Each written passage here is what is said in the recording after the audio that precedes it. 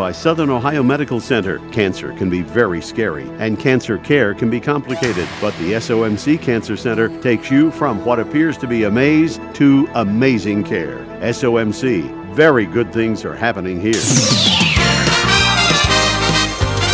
Cool Hits 105.7 WLGC FM. Rena, Ashland. Portions of this program may have been pre-recorded. Cool Hits 105.7 and the Cool Hits Sports Network now presents Let's Talk Sports. Get ready as we talk with players and coaches. Take a look at the top stories in sports and take a look at all the scores from the night before.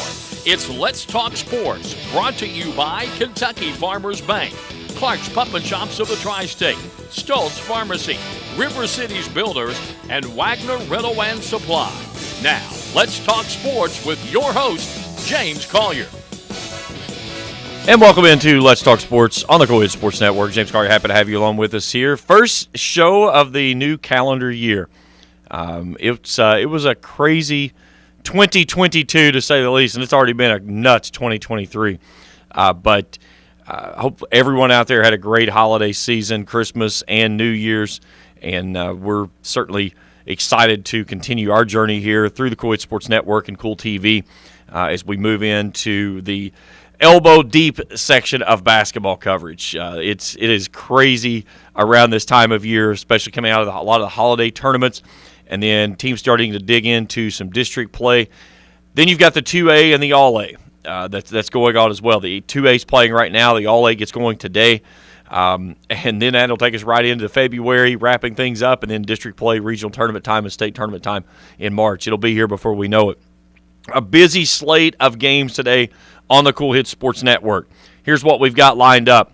On the FM, beginning today for countdown to tip-off at 11:30, 1 o'clock tip-off, it's UK and Alabama. Today at 2 p.m., it's a men's-women doubleheader over in Grayson. Over on Cool TV, I'll have the call for KCU women's and men. Women play at 2, men at 4 p.m. Again, those games are on Cool TV. At 2:30 this afternoon, Lewis County travels to Morgan County. That's on the Cool Hits Sports Network app. Grace Christian is at Fairview. That's a boy-girl doubleheader beginning at 3 o'clock today. In the All-A up at Menifee County, Raceland will play Elliott County. The boys play at 2, the girls play at 4. Then in the 2A tournament tonight, the Boyd County girls play Lawrence County at 6, and Magoffin County plays Pike County Central in the boys at 8. Again, all of those on the Cool Hits Sports Network app. Dwayne, you've got a lot of stuff that you can screw up today. The chances are very high. So we know how that works out. But either way, across the bottom of your screen over on Cool TV, the scores from last night's game, some of the headlines as well. We're going to take a look at the NFL playoff picture, Week 18, and, of course, the situation that happened Monday night up in Cincinnati. What a remarkable story this is from Damar Hamlin that had to be resuscitated on the field due to a cardiac arrest event. Has the breathing tube has been removed. He has talked to the team via FaceTime. He is continuing to get better every single day. The nature of what happened there and the complexity of that is phenomenal in itself. But on the other side of things, when you look at the football side of things, it has created some very intriguing avenues for the playoffs. And we'll look at that as it goes forward of what could happen, including a possible neutral site game for the AFC Championship. And I'll break all that down when we get to it.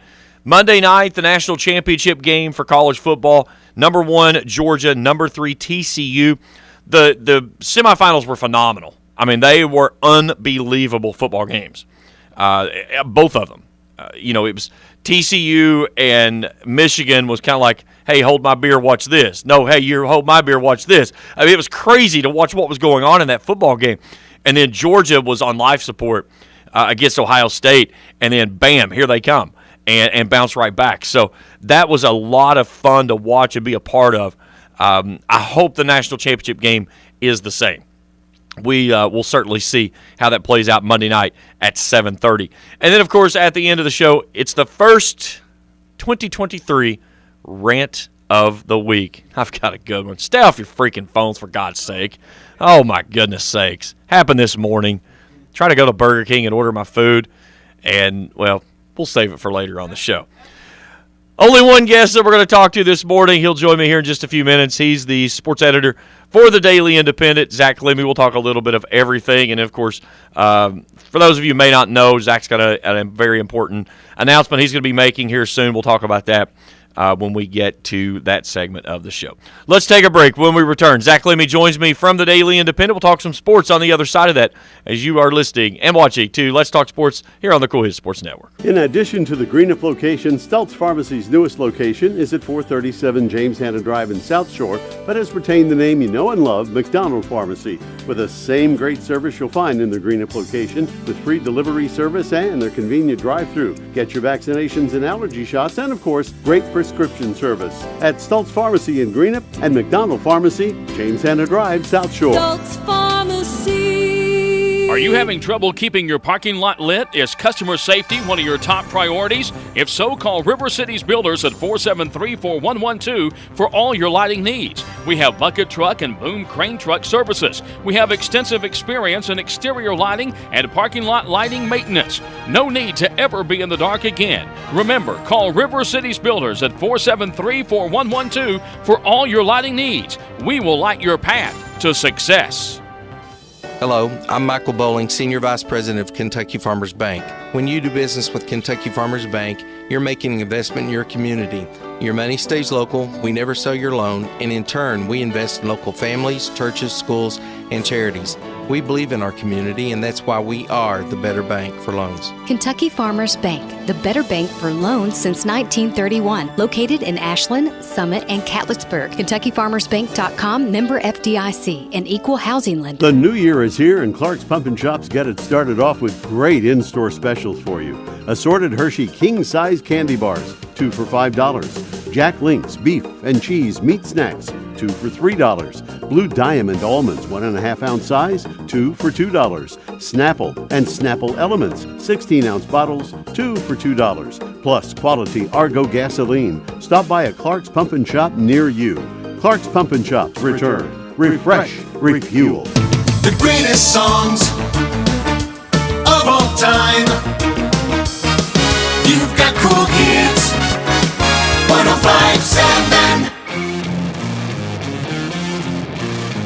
Back on Let's Talk Sports on the Cool Hits Sports Network. James Collier, happy to have you along with us here this morning. Let's go to the phone lines. Joining me now from the Daily Independent, it's Zach Clemmie is in. Zach, good morning. How are you? James, I'm well. How are you? I'm tired. I'm not going to lie, man. It has been a gauntlet of a week of basketball. It was kind of like you come out of Christmas holiday and then, bam, here it is. Welcome back to school and basketball. But it's been a fun week, without to say the least, some great games around the area. But you take the 2A, you put district play in the middle of it, you throw the 1A at the end. It's been a crazy week. Yeah, it's been one of the cool things to see. You know, the 2A's been around for a few years, but teams in northeastern Kentucky were generally kind of slow to embrace it. It took a few years, and it's really kind of gotten in full go. You know, we've had teams representing both Section 6 and Section 8 this week, been burning up the roads. And, you know, a couple of local guys were really on the ground floor of that thing with Sean Thacker and Travis Feltner and really wanted to get more local involvement, and then this week they've certainly gotten it. You look at the 2A, and as you said, it's over the last couple of years, it's really gained some ground. It's a unique event, much like what follows the 1A, and I know they modeled around the 1A to get it to go, but many, again, said it'll never work, and here we are, I think, 5 years in, and it's still going strong. Right. I think, you know, there was nobody, I think, well, I shouldn't say nobody. Most people don't really want to take away from the Sweet 16, you know, the state baseball tournament, the whatever unclassified tournaments we have at the end of the year. Everybody's still excited about that. Everybody still wants to win those. But continuing with kind of a theme that Travis Feltner really hit on a few years ago during baseball, it can be hard for teams. Let's just be honest, the schools, the size of northeastern Kentucky schools, and, you know, with the population shifts and all that, we can go way deep into demographics and sociological shifts and all that, and obviously there's not time for that. But, you know, it's good for kids and coaches and communities to have that experience of having another region championship and a state championship to compete for. I guess they call them section championships and not region in the 2A. But, you know, I'm kind of the the philosophy that it doesn't necessarily water down championships when you, as long as you don't just go completely hog wild, but you give your kids chances to try to win championships and compete in state level events. That's not a bad thing at this time of the year. They're not trying to compete with the Sweet 16. They wouldn't be successful in doing that, I don't think. They know kind of what their niche is, and they're filling it and doing a good job right now. The funny thing is that this is definitely a house that was built and several additions added on to it. But you look at the way the sections are put together, Greenup County and Boyd County, that are stone throws away from each other, are in separate sections. And that kind of shows you how this thing was built from the ground up. Right. Talking with Matthew Sparks actually last night, it's kind of funny. The Greenup and Boyd school districts actually border each other. And Boyd's girls and Greenup's girls both win today. They're going to go to Owensboro to play each other next week, which is kind of a funny thought. But reminded me of a few years ago, I think we had two local softball teams that played each other on spring break in Florida. But, it's just kind of funny the way these things work out. But, again, it's not a bad thing. You ask those people, and Rowan County will have something to say about that against Greenup County, and then Lawrence County as well against Boyd County tonight. But in a normal situation, most people would drive to Nebraska if it meant they had a chance to win a state-level championship, and that's what the 2A views itself as and is building towards. So, it's been COVID really hit right in the middle of kind of the growth process for the 2A, 2 or 3 years in as well, and they had to kind of postpone some things. They never did have their first, baseball championship or a championship in any sport other than basketball until after COVID. And so, they've really been persistent, though, with trying to get this thing off the ground, and it seems like they're on the right track. Well, Zach, let's talk about the week that was in sports, and we go all the way back to New Year's Eve and the New Year's the semifinals.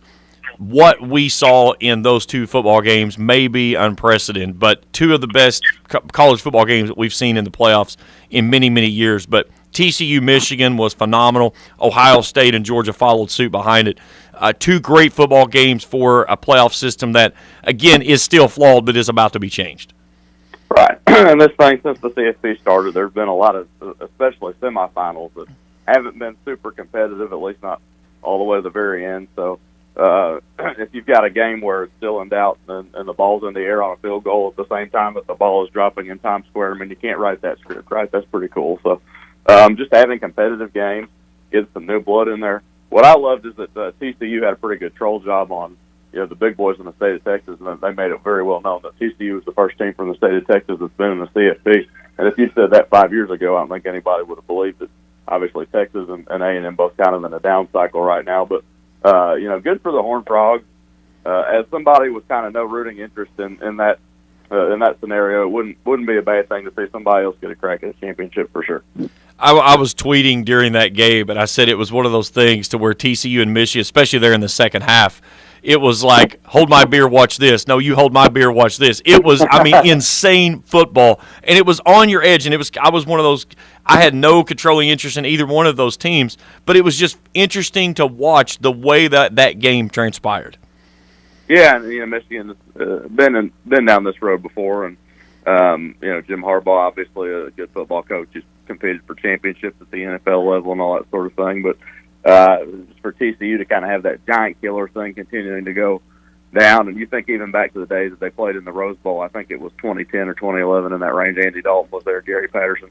So they're no stranger to the big stage, but they've had some down years since then, so just to see them get back to that level, of course, Michigan and Ohio State and Georgia is nobody's idea of kind of a David against the Goliath thing, but to see just some fresh blood, and TCU's trying to build to get to the level of those programs. They're part of the old Southwest Conference and used to be in the big time, and then that thing blew up and they weren't for a while. So good to see them kind of get back among that level. I don't know that we'll ever have an ending like we had from Ohio State and Georgia. As you mentioned, a game-winning field goal attempt that goes up before the ball drops and misses as the ball drops. And, of course, if depending on which side of the ball you were on there, you either had the most remarkable New Year's celebration or one of the most heartbreaking celebrations to start the year off with. But Georgia was on life support, and Stetson Bennett does what he's done every single time. He's like a cheat code. I think the guy's like 50. He puts me in mind of the guy off of what was the movie? Unnecessary Roughness, where they go get the guy out of the cornfields and he comes in there and throws darts. It's just he's a dude that he feels confident with the football, especially when the game's on the line.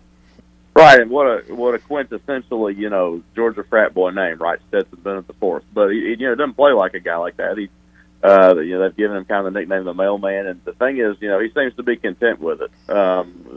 People talk about game managers, and a lot of people kind of take that as an insult, like what you're saying. I'm not good enough to actually play football, not good enough to win with talent. But he does a really good job of understanding his role, of running their offense, of not being upset or really emotional when things aren't going well. Just goes on to the next play. And he's proven, too, he does have some arm talent. I was reading some on Twitter yesterday about, he's proven that he has a chance to be an NFL draft choice. He will have a chance to go in and do some things, show what he can do. And, if the worst thing in the world is that he has a 15-year career as a backup, well, you can make a lot of money and send a lot of your kids to college just by doing that. So that wouldn't be the worst thing in the world. As for, get back to Ohio State, they're kind of playing with house money, I think, even being in this thing. That is some crazy things to happen. To get into the CFP, they got it. Trying to get some redemption off that Michigan loss, and look, they gave Georgia everything they wanted, and we're up and in a good position, and maybe should have won that game. But if you told kind of Ohio State fans 3 weeks ago after the Michigan game that they were going to be in the position they were, in that game, I think probably the smart money would have been to take it, get a little momentum back going into next season. Ryan Day and those guys needed that after consecutive losses to Michigan.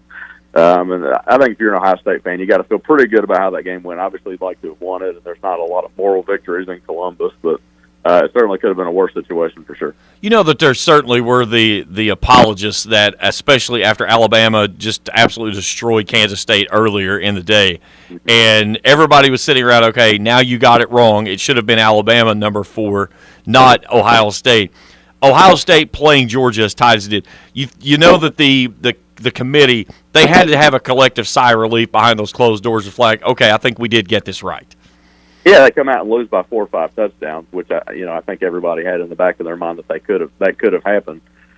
That doesn't make anybody look good, but I mean, me personally, I'm not one who really loves kind of the. I've seen enough Alabama, Georgia, I guess, for one lifetime personally. I know there's going to be a lot of people that don't agree with that, and they got the SEC people and all that. And I got no interest in that personally.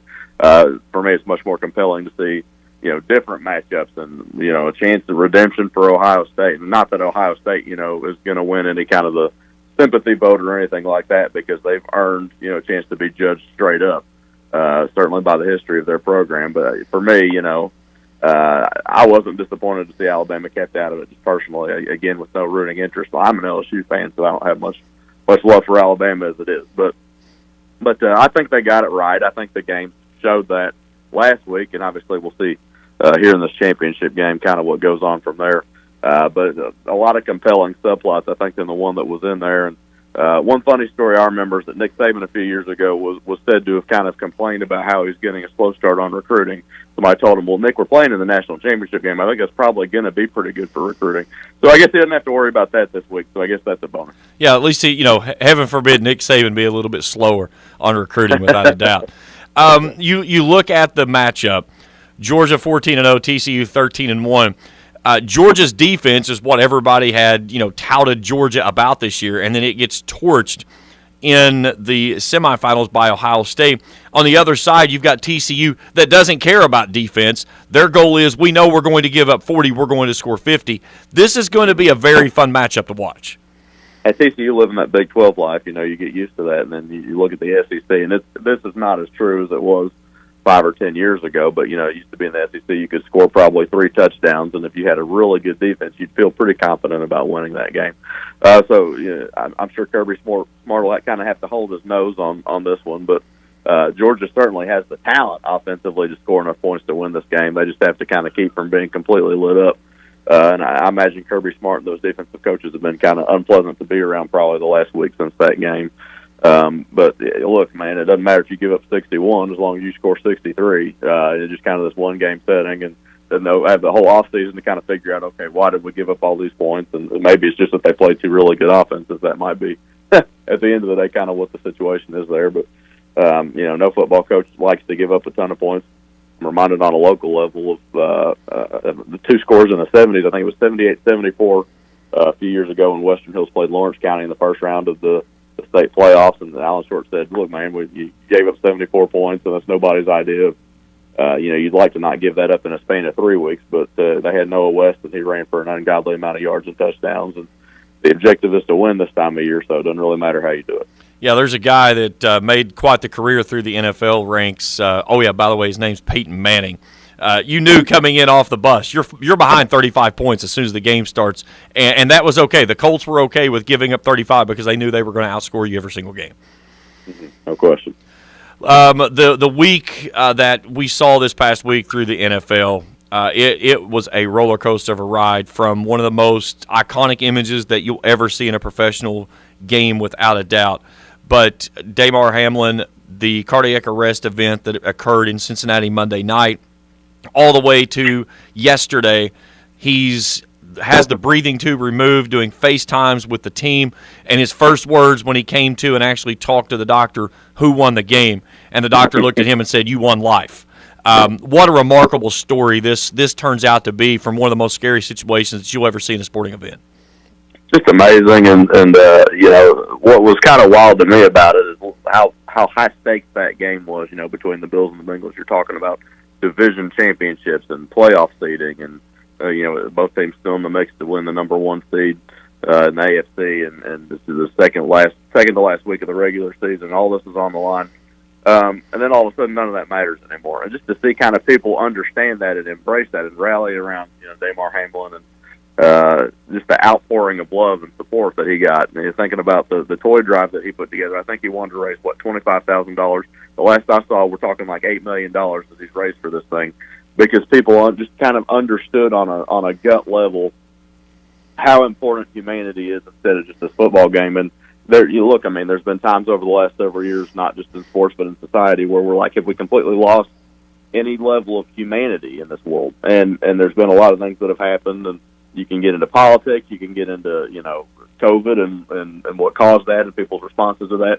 So many situations where people just don't understand that how to interact with each other on a human-to-human level. And so to see this, and I'm not at all trivializing Damar Hamlin's life or the fight that he's been through the last week, but I think it was good for us. I was impressed, I guess, with our response as a society to what happened there. And then obviously you throw on top of that, he lived. He's living right now. He woke up. He's talking again. He's off the breathing tube. These are all wonderful things, and just to get to see that. Look, the other side of it, that maybe we're back to normal. Saw some chirping from Bengals fans about how the NFL responded to the situation with seeding and all that. Maybe that means it was a very short-lived understanding of what our priorities should be, but in the grand scheme of things, it turned out obviously as well as it could have. As I understand it, I'm not a scientist or a doctor, but he was dead on the field, right? He had no pulse. Yes. And they brought him back, and just a week later, he's back, and they say he's neurologically intact. His brain is still doing what it's supposed to be doing, and he's going to be obviously probably not out of the woods yet, but he's on the path to being fine. And whether that means he can play football or not, again, is probably not the most important part of this right now.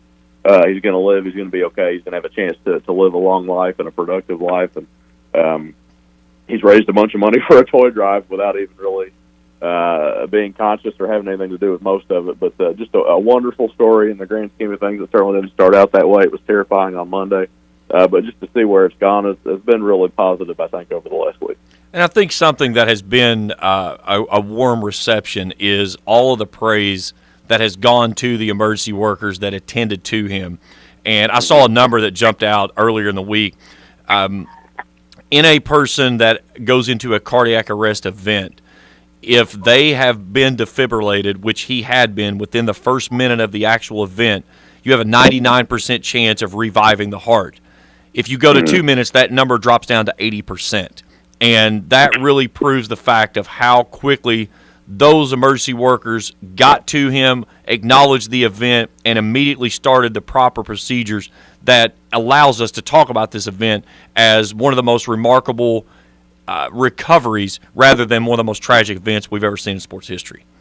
Right, I saw a chart on Twitter, and again, we're talking about, maybe that's the same level as citing Wikipedia as the source of an academic paper, but for what I saw, there's a couple dozen, medical personnel at every NFL game at least, and they all know what they're supposed to be doing. I'm sure there's protocol for all this. They're very well trained. They know what they're doing, and to be out there that quick, because obviously you're thinking 1,000, 2, 1,000, 3, 1,000, time starts ticking, and they knew what was going on immediately, even when nobody else did. I thought Joe Buck and Troy Aikman did a good job of kind of keeping people in the loop what they were seeing without being insensitive about it from what I saw. And but nobody else knows what's going on. It's speculation. You're like, oh, well, he got up, he took 2 steps backwards, then he fell down again.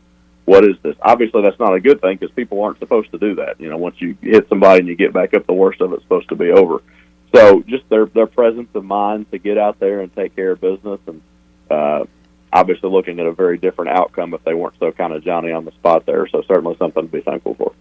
Well, Zach, before we wrap things up, I know for you, a personal note, some changes coming for you here very soon, but not to spoil the fun, but we're certainly not looking forward to what comes up. I hate to see you go, but I know that you've got some great things waiting ahead. Yeah, I'm starting a new job on Monday, and it's been difficult for me to kind of get my mind wrapped around it. The opportunity came about. We'll just say I'm going to go work at HD Media, based out of Huntington and Charleston. And the good thing about that is I don't have to move. I'm not going anywhere. They still cover some of these same things, so I'll be around. But it's been hard for me to get my mind wrapped around it over the last month or so. Is kind of when the opportunity came about, and I've told people that I've talked to about it have kind of like having snakes in your stomach for a while, and it was hard to process, and it was really hard for me to pull the trigger on making the move. And what I love about that is just kind of the culture we've had at our paper, and you know what I mean. You're part of it, obviously, and what Mark Maynard kind of really built, and people before him, Aaron Snyder, continued. In a lot of ways, feel like we're just kind of standing on their shoulders and continuing to try to have a really good paper and cover people around here the way they need to be covered, and kind of bring a light to what our people are doing.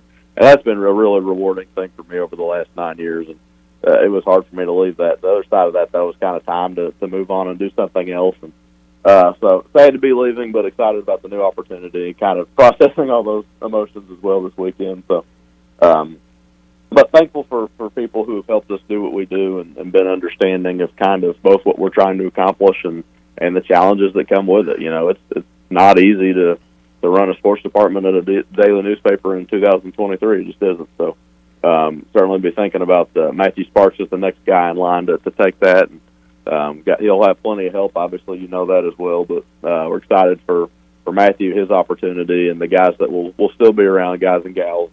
They'll do a great job. I'm confident. This newspaper was around for 1,000 years before I got here, and it'll be around for a while after this. They play their cards right. So I'm excited about our opportunity as well as what they're going to be doing going forward. So it's a bittersweet moment for sure, but nice days are ahead, I think. So excited to get going there as well. Well, no, we hate to see you go for sure, but on the other side of that, I know the crew that you're going to up there. Luke Creasy and I, we went to college together, and I do several things with the HD throughout my time there at Marshall. I think what needs to happen, though, is we need to put together a weekly show with you and Chuck Landon. Now, that would be something worth watching. I don't know Chuck. I obviously know him by reputation, so we're getting ready to be co-workers, so getting excited for that introduction, and we'll see how he goes. I think, a lot of times you kind of look at somebody from a competing media outlet or from other sides of things and think about maybe different ways you might handle things. And, it'll be interesting to see how that would go, but I think people would be interested to see that. I know people voraciously read his column, and I don't know if it's because they like what he has to say or they want to say, can you believe he said this? But at the end of the day, that's what sports columnists are supposed to do, right, is to get people thinking and talking and reading. So he's certainly very effective at that, and I'll be interested to see where our working relationship goes. Chuck Landon is the Howard Stern of the Appalachian Valley, okay? And he is the only guy that I can think of that on a September afternoon when it's 95 degrees in the shade can still rock out the leisure suit. Yeah, he's the Marshall events that I've attended, he's always dressed very well, and Grant Traylor, when he was in this job before me, was as well. So I'm gonna have to get to work on my wardrobe, I guess, if I'm gonna hang with those guys. Yeah, without a doubt. Chuck Landon Chuck Landon has the perception of 80 grit sandpaper, but once you get to know him, he's like a piece of sheepcloth. He's a great guy. Yeah. I think you guys will really hit it off, and I wish you nothing but the best, and certainly look forward to still continuing to work along with you on some HD stuff as well. Yeah, I appreciate that, and I don't know if this makes people happy or sad or indifferent. We try not to be the story as far as that goes, but I'll be around. I'll still be at some games in northeastern Kentucky as soon as I can kind of get the measure of what I'm supposed to be doing here. Grant Traylor was kind of a man about town, obviously still out doing stuff, and it's his job that I'll be up next in. So if he was able to do it, I'm sure we'll figure it out. We'll be around and still in contact with people. So it probably is not as big of a change as it feels like. That's just kind of how things go. So excited to kind of get in there and get the measure of it, and we'll see where it goes. Well, from the Daily Independent for one more day, Zach Clemmie off to the Herald-Dispatch. Zach, always a pleasure, my friend. Best of luck at the HD, and thanks so much for joining me this morning. James, thanks for having me. I appreciate it. Take care. Let's take a break. When we return, we'll take a look at some of the week that was through the NFL. We'll preview those Week 18 matchups. Teams are locked in. Some teams still fighting to get in to that playoff. Who gets in, who gets out, we'll talk about that as we continue here on Let's Talk Sports on the Coed Sports Network. In addition to the Greenup location, Stultz Pharmacy's newest location is at 437 James Hanna Drive in South Shore, but has retained the name you know and love, McDonald Pharmacy, with the same great service you'll find in the Greenup location, with free delivery service and their convenient drive-thru. Get your vaccinations and allergy shots, and of course, great prescription service at Stultz Pharmacy in Greenup and McDonald Pharmacy, James Hanna Drive, South Shore. Stultz Pharmacy. Are you having trouble keeping your parking lot lit? Is customer safety one of your top priorities? If so, call River Cities Builders at 473-4112 for all your lighting needs. We have bucket truck and boom crane truck services. We have extensive experience in exterior lighting and parking lot lighting maintenance. No need to ever be in the dark again. Remember, call River Cities Builders at 473-4112 for all your lighting needs. We will light your path to success. I'm April Perry, the CEO of Kentucky Farmers Bank. On average, our employees have been with Kentucky Farmers Bank for over 10 years, and that is important to you and us. We want you to know who you are dealing with. Whether you are financing a new home, buying a car, or remodeling your kitchen, Kentucky Farmers Bank is the better bank for all your needs. Kentucky Farmers Bank, the better bank for all your financial needs since 1931. Located in Ashland, Summit, and Catlettsburg. KentuckyFarmersBank.com. Member FDIC and equal housing lender. The weather is brought to you by Crazy Lady Cabins and Pizza, 254 Mile Road in Rush. Check them out online at crazyladycabins.com. That's crazy with a K. And like them on Facebook. Cool Hits weather. We'll see a few passing clouds today, otherwise mostly sunny later this afternoon. A high today should be a 50, partly cloudy this evening. Becoming overcast later on during the night, slight chance of a rain shower, low around 28. Sunday, rain showers early, becoming a steady light rain throughout the afternoon, a high on Sunday of 44. Sunday night, rain showers early with overcast skies late at night with a low of 31. Cool Hits 105.7. Back here in Let's Talk Sports on the Cool Hits Sports Network. A big thanks to Zach Clemmie on the other side there, talking a little bit of all sports this week, and of course making the announcement he is off to the Herald-Dispatch as this in the same capacity that he is here with the Daily Independent. And again, certainly sad to see him move along, but wish him the greatest of success in that market, and certainly looking forward to Matthew Sparks and what he brings to the table as a new sports editor for the Daily Independent. So both of those guys, I work with them. I've worked with them for a long time, and certainly glad to be a part of the team and looking forward to the next chapter for the Daily Independent sports department with Matthew Sparks. I got a new sponsor on the show, Crazy Lady Cabin Pizza. I don't know where this is, but I'm going, okay? It's in Rush. I mean, it's got to be good if it's in Rush because you've got the Star Market that's out there, and they've got some phenomenal food out that way. But Crazy Lady Cabin, I've got to look this up, man. I don't know where that is, but Dwayne, you said you don't know if that's someplace you want to go. That sounds like it's right up your alley. I think we could roll you out there, and you'd fit right in perfectly, without a doubt. But Yeah, a new year, a new sponsor. So, hey, check it out. Crazy Lady Cabin Pizza out in Rush. I may try to venture out that way and see what it's all about and give you a report on it. I'm always in for food. We all know that for sure. All right, let's take a look at the final week of the NFL regular season. Again, 18 weeks now, and then it changes the way that the playoffs play because you put 7 teams in the playoffs, so the 1 seed doesn't play that first week, and then everything kind of shuffles around from that. So here's what we've got. 2 games today. Today at 4:30, the Chiefs and the Raiders. Obviously, this Chiefs game has a lot to go with. If the Chiefs win, they're the 1 seed. Okay, that leads into some other things down the road. We'll still wait to see. Could the Raiders win this one and create all kinds of anarchy, if you will? We'll see. But this one will certainly put things in motion for what comes to tomorrow when everything else has to play out. Tonight at 8:15, the Titans at the Jaguars. This one is for the division title. So we'll see where this one goes here. Trevor Lawrence and the Jaguars, how big would that be if the turnaround from last year to this year? No thanks to Urban Meyer, by the way. But that one is in Jacksonville, to say the least. The Buccaneers, they are at Atlanta tomorrow. The Bucs clinching the division last week by Tom Brady once again, putting the team on his shoulders and telling the offensive coordinator, get out of the way, I've got this one. But the Bucs at the Falcons. The Bucs are the champions of the NFC South at 8-8. If they're in any other division of football, let's just be frank, they're not in the playoffs, okay? They're not. They're barely hanging on for dear life. But putting Tom Brady in the postseason is a dangerous recipe no matter which way you go, okay?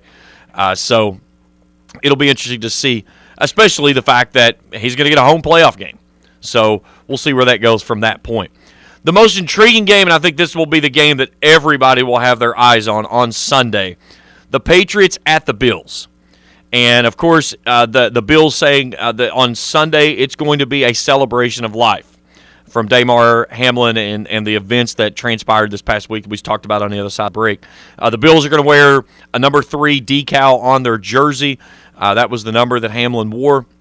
And I would be far-fetched to say that there's probably going to be a pregame message that's been recorded that will be shown to everybody in attendance from Hamlin. But, I mean, I hate the Bills. Okay, I'm a Patriots guy.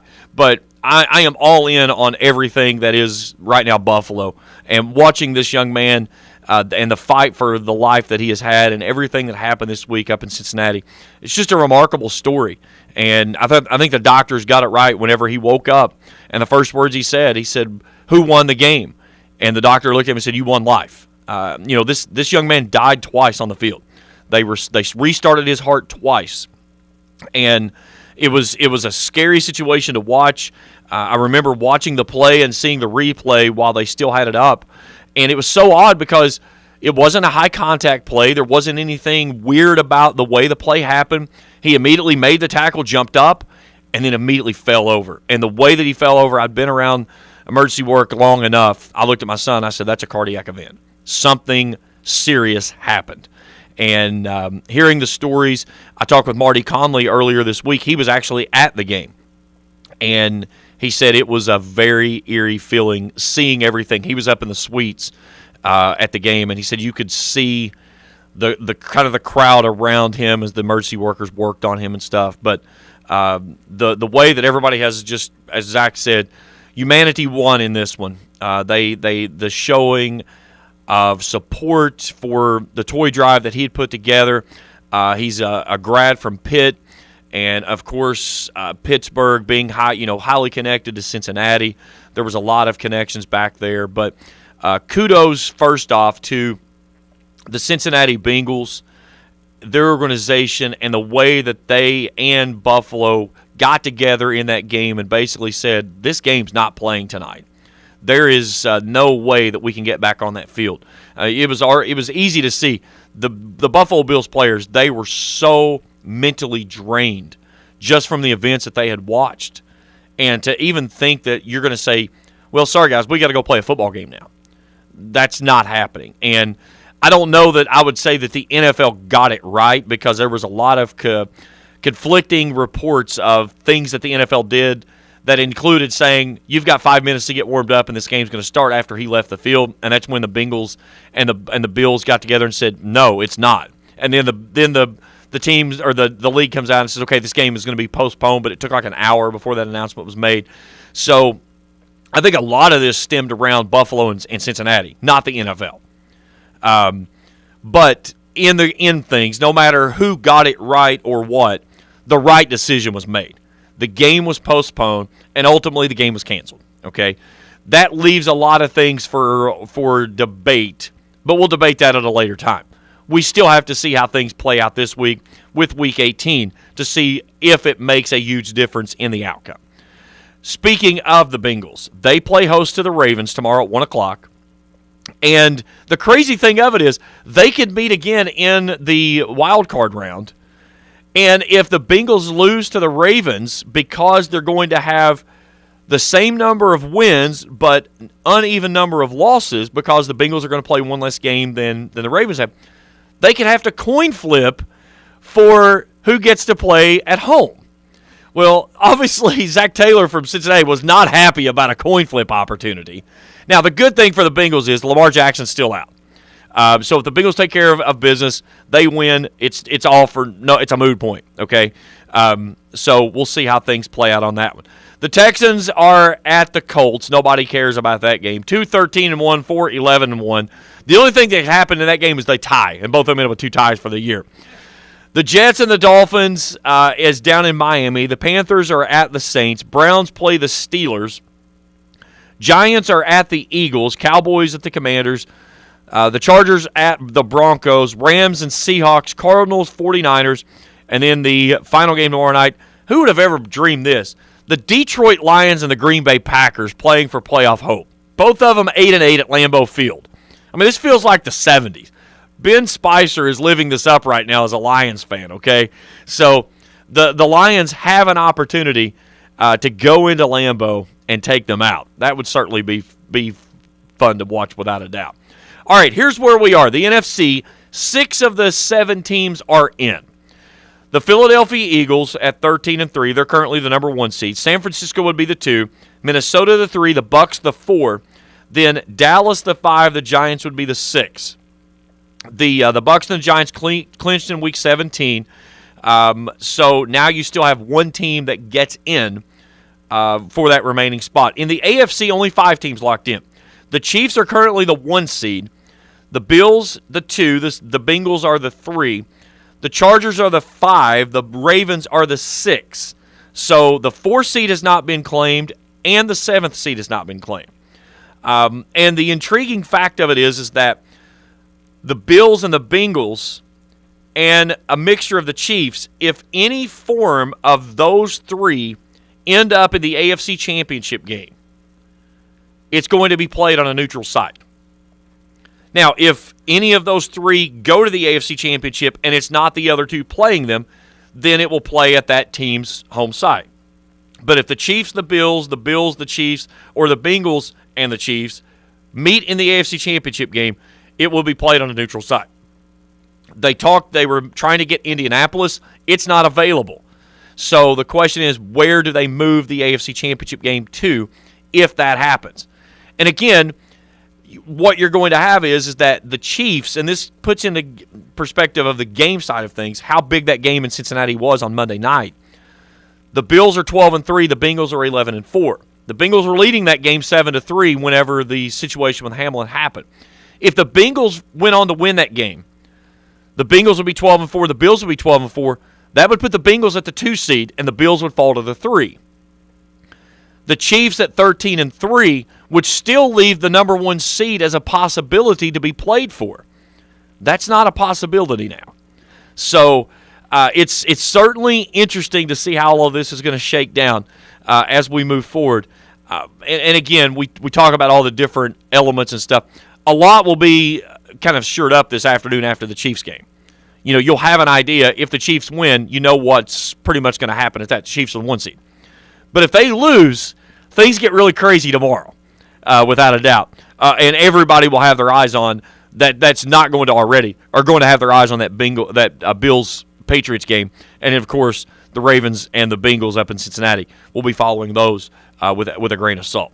All right, let's take a break. When we return, it's college football playoff championship, the Natty. It's Georgia TCU.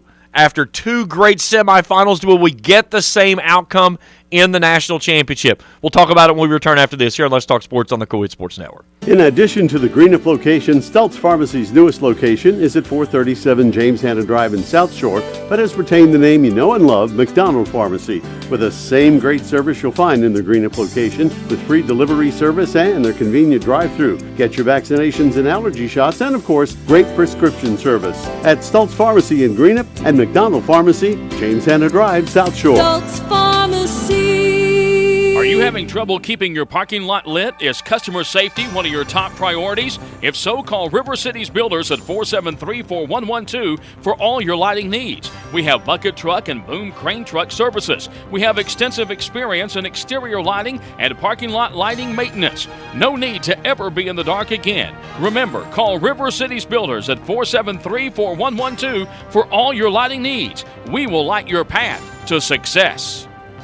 Hello, I'm Michael Bowling, Senior Vice President of Kentucky Farmers Bank. When you do business with Kentucky Farmers Bank, you're making an investment in your community.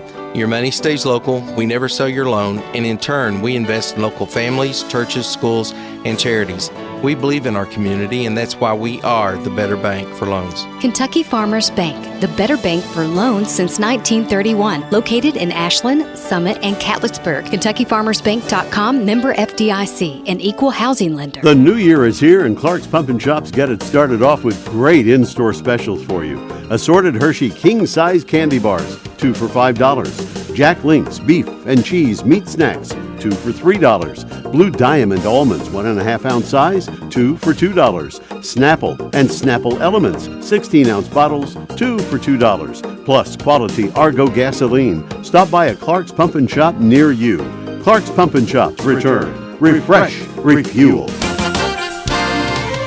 The greatest songs are always on Cool Kids 105.7.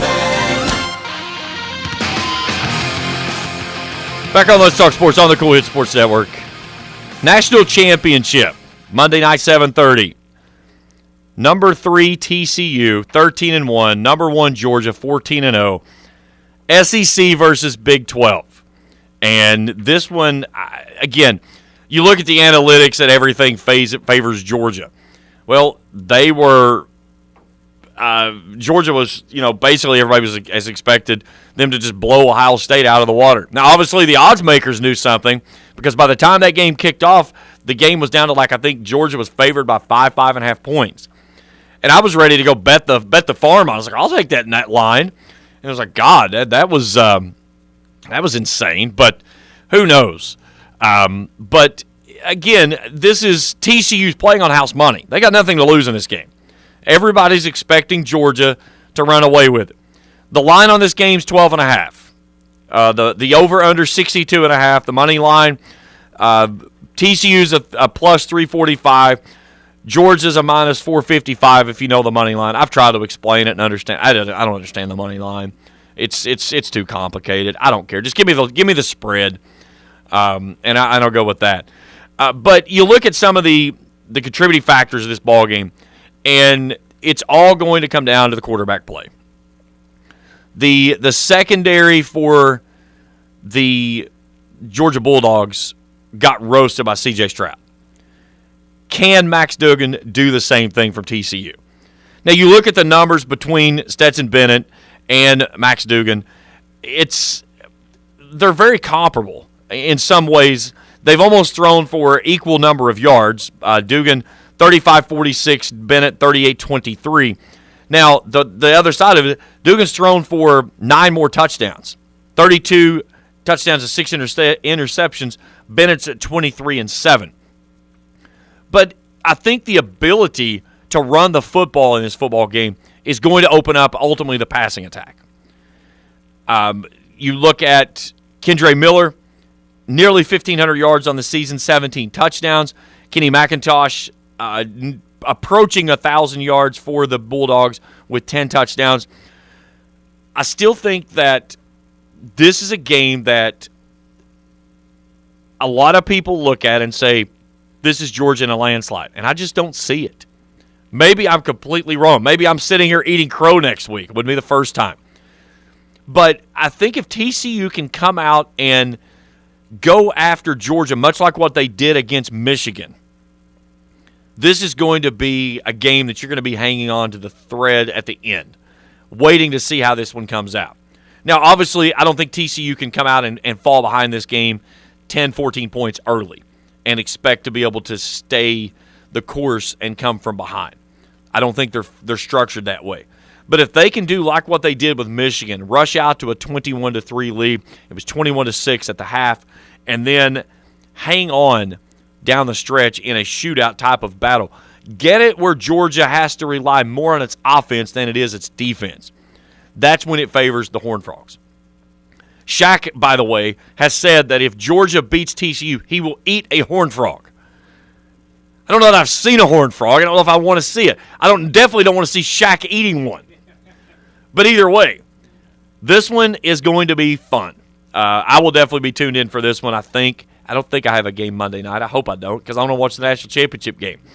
But this one, 12.5. I'm going to take the Horned Frogs in the line. I'll take the 12.5 points and TCU. I think Georgia wins, but I think it's less than 10. Now, I'll maybe come in, like I said, Dwayne, I may come in here next week and Georgia wins this one by 30, and I'm like, boy, I'm an idiot. Wouldn't be the first time it's happened. But I'm going to take the Horned Frogs and the 12.5 points here. But this one will be a good one. Averaging 41 a game, Georgia's giving up 12.8 a game. Yeah, something's got to give here. And you always talk about, defense wins out. But the offensive attack, I should say, will be very fun to see how this one goes. They're out at SoFi Stadium, so it is going to be a spectacle out in Inglewood. This one, I just hope we get a game that's even remotely as close to what we saw in the semifinals.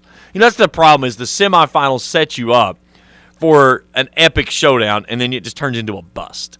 And I'm afraid that this one has that potential. I hope not, but I'm going with the Horned Frogs. 12.5. I'll take the points and the visitors on the scoreboard. All right, let's take a break. When we return, it's the Border Sporting Goods Rant of the Week. That's as we continue here at Let's Talk Sports on the Cool Hit Sports Network. In addition to the Greenup location, Stultz Pharmacy's newest location is at 437 James Hanna Drive in South Shore, but has retained the name you know and love, McDonald Pharmacy, with the same great service you'll find in the Greenup location, with free delivery service and their convenient drive-thru. Get your vaccinations and allergy shots, and of course, great prescription service at Stultz Pharmacy in Greenup and McDonald Pharmacy, James Hanna Drive, South Shore. Stultz Pharmacy. Are you having trouble keeping your parking lot lit? Is customer safety one of your top priorities? If so, call River Cities Builders at 473-4112 for all your lighting needs. We have bucket truck and boom crane truck services. We have extensive experience in exterior lighting and parking lot lighting maintenance. No need to ever be in the dark again. Remember, call River Cities Builders at 473-4112 for all your lighting needs. We will light your path to success. I'm April Perry, the CEO of Kentucky Farmers Bank. On average, our employees have been with Kentucky Farmers Bank for over 10 years, and that is important to you and us. We want you to know who you are dealing with. Whether you are financing a new home, buying a car, or remodeling your kitchen, Kentucky Farmers Bank is the better bank for all your needs. Kentucky Farmers Bank, the better bank for all your financial needs since 1931. Located in Ashland, Summit, and Catlettsburg. KentuckyFarmersBank.com. Member FDIC and equal housing lender. The weather is brought to you by Crazy Lady Cabins and Pizza, 250 4 Mile Road in Rush. Check them out online at crazyladycabins.com. That's crazy with a K. And like them on Facebook. Cool Hits weather. We'll see a few passing clouds today, otherwise mostly sunny later this afternoon. A high today should be a 50, partly cloudy this evening. Becoming overcast later on during the night. Slight chance of a rain shower, a low around 28. Sunday, rain showers early, becoming a steady light rain throughout the afternoon. A high on Sunday of 44. Sunday night, rain showers early with overcast skies late at night with a low of 31. Cool Hits 105.7. I didn't listen to your weather forecast. I figured it was probably wrong. Well, I look outside, I hear all this clouds and rain and stuff, and I'm turning around looking at this bluebird skies. I said, you probably had everything was like cloudy and dreary and whatever. Never listen to the weather forecast from Dwayne. He picks it up like off some third world country website that he picks it up and just hopes for the best. Yeah, no. There is a chance of some wintry weather pushing in here overnight tomorrow. Some freezing precipitation in the morning. So if you do have to get out in the morning, be careful. Give yourself a little bit extra time. I don't think it's going to be an event that's going to cause any issues, but it should be gone by early morning. But it could certainly hinder some travel issues early in the morning if it does switch over to that. But we'll see. It's time for the Border Sporting Goods Rant of the Week. Border Sporting Goods US 60 in Cannonsburgh for all your hunting and fishing needs, as well as Liberty Gun Safes. See the good folks at Border Sporting Goods US 60 in Cannonsburgh. Everything fishing is on sale. Brad Taylor and the gang out there, they've got two that they'll sell you of everything. They've still got great sales on Liberty Gun Safes. That rebate, though, you missed out on it if you didn't cash in on that. They had a great rebate sale going on before Christmas, but they've still got great deals on Liberty Gun Safes. All your fishing stuff. It's time to start talking fishing, Dwayne. It's getting ready to get cold, but we'll start digging all that stuff out and getting those baits ready and getting new line on the rods and reels, changing out some rods and reels, and getting ready for that fishing season to kick up in March. It'll be here before we know it. But see the great folks out of Borders US 60 in Cannonsburgh. Well, the rant for the first rant for 2023 starts like this. Put your freaking phone down. For the love of God. I go through the drive-thru this morning to order my food. And the gentleman who comes on, he's a nice, very nice gentleman, by the way. He comes on, good morning, how are you? How are you doing today? And he always asks you that through drive-thru. Doing well, how are you doing? I'm doing well. What can I get you? So I place my order. And then a long pause. I'm sorry, sir, could you repeat that? So I give him my order again. And I pull around and I'm like, what in the world could even come close to causing me to have to repeat? There was nobody else at Burger King this morning. And then I pull up to the front window, and he has his cell phone out and was flipping through stuff on it. End of discussion right there. You know, something I get so frustrated with is in society, we repeat ourselves so much simply because of the fact that we have the attention span of a gnat. If it is not something that happened immediately, it goes through our ear and out the other. Immediately, it's gone. I kidded my kids this week. I said, every day that I work in education, I understand why I go to a restaurant every single time and I sit down and I order food and I can't get what I ordered because they cannot remember what I said 5 seconds ago. I'll say something like, were we supposed to do this? And you know, at first I thought it was me. And then it was like, no, it's just this is just the society that we live in. I'm going to have to figure out an app to where I can say, okay, here's what we have to do. And then I'm going to send a mass exodus message over to the devices. But listen, we have to we live in a society to where everything is not through your phone, okay? I know we do a lot of stuff through our cellular devices and our tablets and all that stuff. But at some point in time, you do have to put that device down and you have to carry on a conversation.